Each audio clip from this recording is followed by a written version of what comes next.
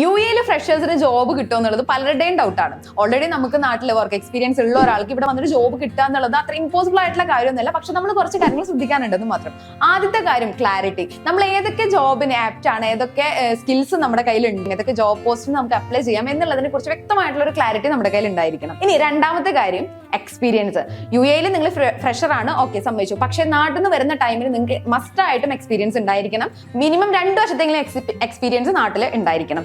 ഇനി നാട്ടിൽ എക്സ്പീരിയൻസ് ഇല്ല എന്നുണ്ടെങ്കിൽ ഫസ്റ്റ് തന്നെ നിങ്ങൾ എന്തെങ്കിലും ഇന്റേൺഷിപ്പ് പോലെയുള്ള കാര്യങ്ങൾ ചെയ്യുക. അതിന് ശേഷം കൊണ്ട് നാട്ടിൽ ജോബിന് ട്രൈ ചെയ്യണം. ഡെഫിനറ്റ്ലി നിങ്ങൾക്ക് കുറച്ചുകൂടി ഈസി ആയിരിക്കും ജോബ് ഫൈൻഡ് ചെയ്യാനായിട്ട്. അതിന് ശേഷം കൊണ്ട് മാത്രം ഈ എല്ലാ എക്സ്പീരിയൻസും കൂടെ നമ്മൾ ഒരു പെർഫെക്റ്റ് ആയിട്ടുള്ള ഒരു CV ആക്കിയിട്ട് ഇവിടെ ജോബ് സെർച്ച് ചെയ്യാനായിട്ട് സ്റ്റാർട്ട് ചെയ്യാം. ഇനി മൂന്നാമത്തെ കാര്യം കമ്മ്യൂണിക്കേഷൻ. നമ്മൾ പെർഫെക്റ്റ് ആയിരിക്കണം കമ്മ്യൂണിക്കേഷൻ എന്നൊന്നും നിർബന്ധമില്ല. പക്ഷെ നമ്മൾ ബേസിക്കലി കമ്മ്യൂണിക്കേറ്റ് ചെയ്യാനായിട്ട് നമുക്ക് അറിഞ്ഞിരിക്കണം. നമ്മുടെ സ്കിൽസ് ആയാലും നമുക്ക് ഏതെങ്കിലും ജോബ് അസൈൻ ചെയ്ത് കഴിഞ്ഞിട്ടുണ്ടെങ്കിൽ അതിന് ക്ലാരിറ്റി വരുത്താനായാലും നമുക്ക് ബേസിക് ആയിട്ടുള്ള കമ്മ്യൂണിക്കേഷൻ സ്കില്ല് ഉണ്ടായിരിക്കണം.